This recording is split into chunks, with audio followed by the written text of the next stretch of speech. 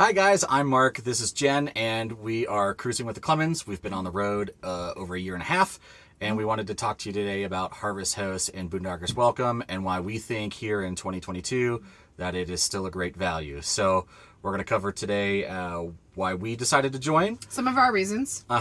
Some of the places that we've been along the road all over the country. Yep, and we're going to share a recent stay that we had, and we'll show you some video from that and our takeaway from it. Sure, and we'll tell you why it's beneficial, or at least we think it's beneficial. And lastly, all about our experiences that we've had. So let's get right into it. Why did we join? In the beginning, somebody recommended it to us, and I did a little research, and the fee was nominal for this cool opportunity to stay at different places. Harvest Hosts are mostly one-night stays. Boondockers Welcome, it can be multiple nights. So it really just depends on the location, but it sounded great. And I had heard people talking about staying in like Walmarts and, like Cracker Barrels. Yeah, things like that. And that didn't sound good to me. Parking lots, yeah. Yeah. So I like the fact that you're paying, in the beginning when we joined, it was a very small fee to have, all these opportunities of places to stay. So essentially it, tripled our camping opportunities. You've already got your regular campgrounds and state parks and county parks and things like that, but now we've got this extra thing. And every once in a while you do run into a long day and you just need to stop for the night, and I know lots of people do it and they're perfectly fine doing it, but Walmart's just not an option for me. It's just not. Yeah. I've seen some Walmarts and they're not great. Like some of them that we've seen, and I'll see like 7 campers there, and I'm like, no. Mm-mm. I mean, people stay in them. It's fine. It's whatever. Yeah, and it is, to each your own kind of thing. But like, and I'll tell you why we definitely would rather do Harvest Host or Boondockers Welcome. It's because it's become a destination for us, and we'll talk about that a little bit later. Yeah. So, just to give you an idea of some of the places you can go when you're doing a Harvest Host or a Boondockers Welcome. Mm-hmm. Some of the places that we've been. The first place we were at was called Big Mike's Horse Rescue. Yep. And that was in Georgia. So we got to camp in a field for the horses, and we got to see all the animals. He actually had a bunch of animals, donkeys and chickens. He took us on a tour of the property. I had read that you could bring apples and carrots to feed the donkeys and the horses. He let the kids help like feed some of the animals. Like they have goats and pigs and geese and ducks and everything. And it is still to this day one of the places that the kids talk about the most. Yeah. And I'll tell you is because, first of all, he's got a huge field. And there are spots with electric and water for a small fee. And then he's got true boondocking spots on the other side. And I want to say he probably can fit like 20 people out in that field. Probably it's a big more. pasture. Probably more. Yeah. And so we met some really nice people while we were there. But the thing that I think really like made it for everybody is when they let the horses into the field in the morning, the horses and the donkeys. Yeah, they came right up to the door of the camper. Literally at our door. We actually had a horse on like our front steps head into the camper. And so it was by far Kennedy's absolute favorite thing that has ever happened, probably while we've been camping. Yeah. So since then, we've been to various types of farms. We've been to like vegetable and fruit farms. We've been to... been to a beef, like a cattle farm. A working cattle farm. Yep. That was also like a bed and breakfast destination place, which was really cool. We've been to a chicken farm. Yeah. Alpacas, elderberry farm. Yeah. So what was the other one I'm thinking of? Not rosemary, lavender. Yes. So we went to a lavender farm. Yeah. So you woke up, it smelled amazing. Yeah. So those are just some of the kind of the places that you can go. In addition to that, though, for Harvest Host, you have opportunities for museums, wineries, breweries, distilleries. We haven't stayed at those, mostly just because we like going to the farms. It's not that I'm opposed to it. It's just, if I look at an area and there's 10 of them and 3 of them are farms, I'll see if they have availability first.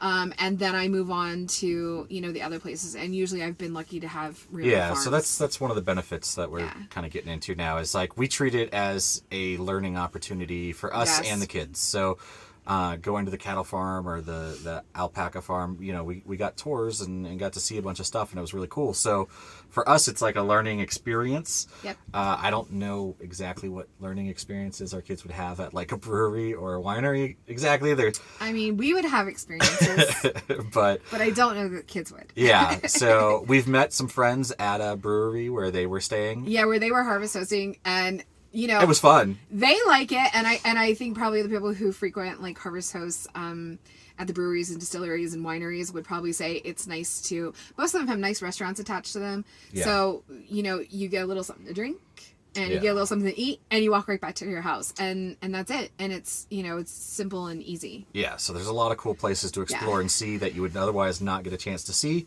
Another benefit is that we feel they're just a little bit safer. So, even the Boondockers welcome.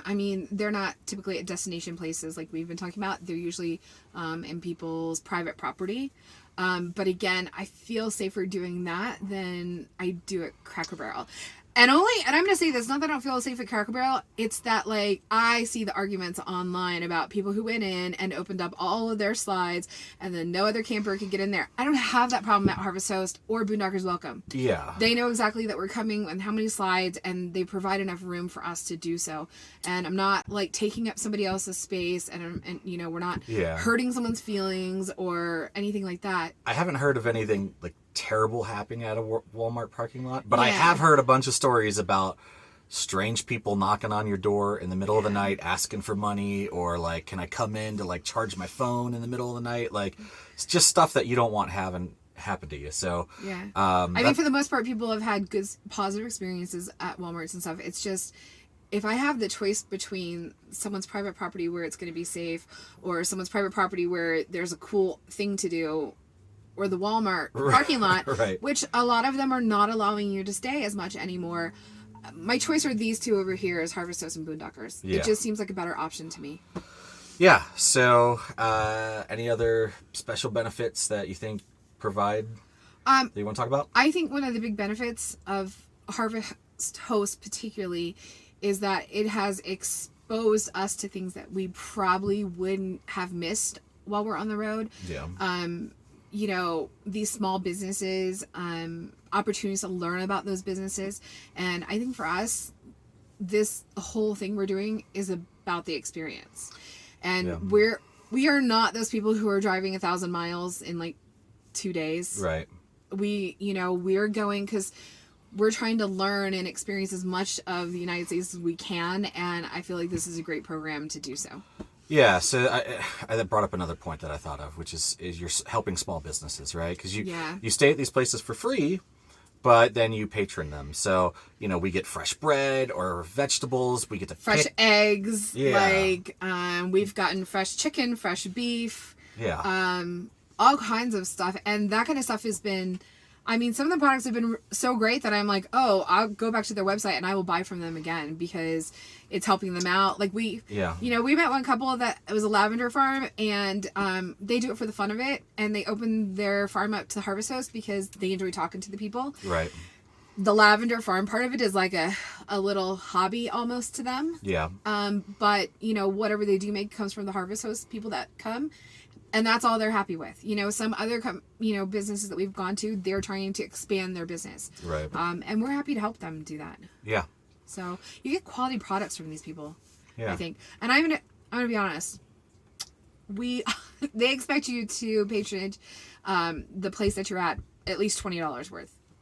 I cannot say that we've ever left with just $20 worth of stuff. No, we're usually more like over $100 worth of stuff that we buy when we go to these places. Yeah, if it's someplace that we go and they have really quality products, like something that we really enjoy and we're gonna use or eat or something like that, then like some awesome alpaca socks or a bunch of fresh fruit and veggies alpaca that we can gloves pick. And yeah. So It still seems like a great value. I think the fact that Boondockers and Harvest Hosts are now under the same umbrella, things are just going to continue to get better. We're going to see more spots come available in different areas.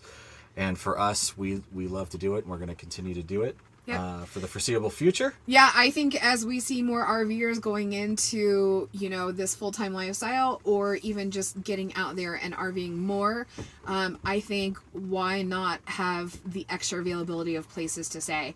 I know plenty of people who just harvest host in their state, and that's what their weekends are. Yeah. They go and stay at a harvest host for the weekend. Yeah, we are super excited to go down to, when we get back to Florida, Yeah, to go to one of our favorite wineries. Yes. And Yes. enjoy strawberries and stuff like that. So there's just so many good opportunities to visit these places. Yeah. And you get to talk to like the owners of these places too, which is pretty awesome. Yeah. So yeah. still seems like a great deal.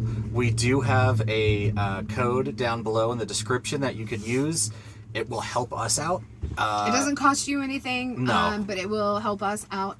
And gives us a few bucks, and yeah.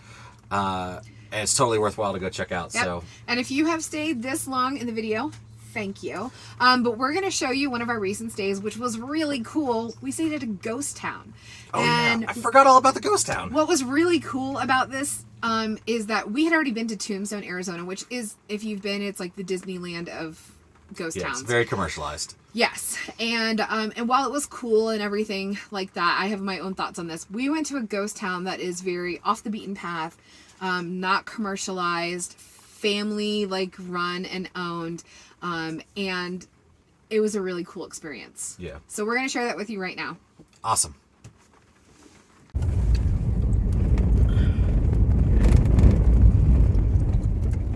We're a little bit later than we used like to get in, huh? It's been a long day. You ready to be off the road? Yes to all this. All right, so we're heading to a harvest host tonight. It is Shakespeare Ghost Town. We're in Lordsburg.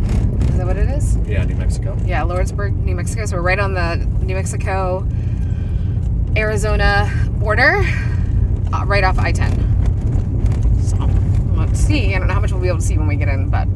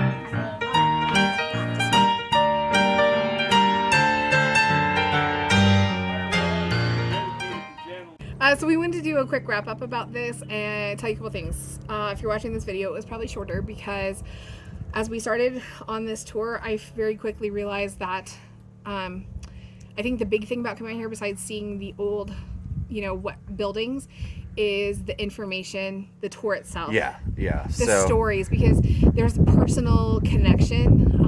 The gentleman that gives the tour, he has a personal connection to this place, and I think that that's what makes it.